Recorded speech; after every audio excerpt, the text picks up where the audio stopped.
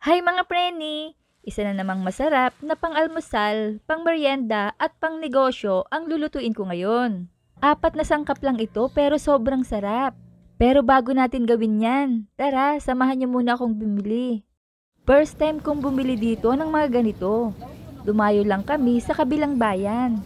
At ako nga'y tuwang-tuwa dahil napakadaming pwedeng pamilian. Naghanap din ako ng iba pang mga gagamitin ko sa next vlog ko. At abangan nyo lahat dahil ang reseping ito ay i-share ko din sa inyo. Ganito kasi ako mamili, maramihan na para hindi sayang ang lakad. Ayan, marami na ito. Diyaran, eto na yung mga pinamili ko. Kamuting kahoy muna ang unang lulutuin ko. 2 piraso lang, mahaba ito mga preni. At hugasang mabuti para mawala ang mga dumi. Hatiin natin sa katamtamang laki lang.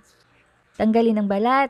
Be careful lang mga preni dahil baka masugatan kayo. Minsan kasi dumudulas ang kutsilyo. Yan, okay na. Banlawan at i-drain. Ngayon naman ay magkakayod na tayo. Kayo din hanggang sa maging pino na lahat.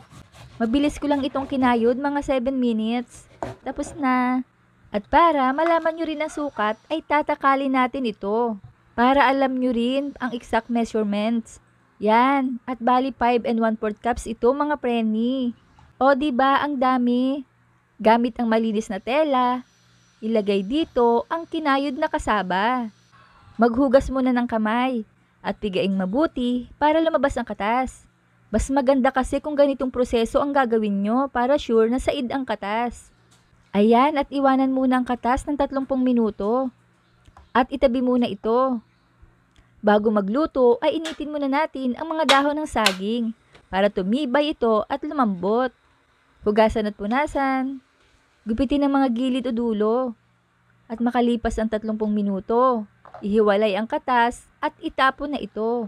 Kukunin ko lang kasi dito ang starch na namuo. At isama sa kinayod na kamoting kahoy. At maglalagay ako dito ng 1 tasa ng asukal. Taste accordingly. Ganitong tamis lang sa akin ay okay na.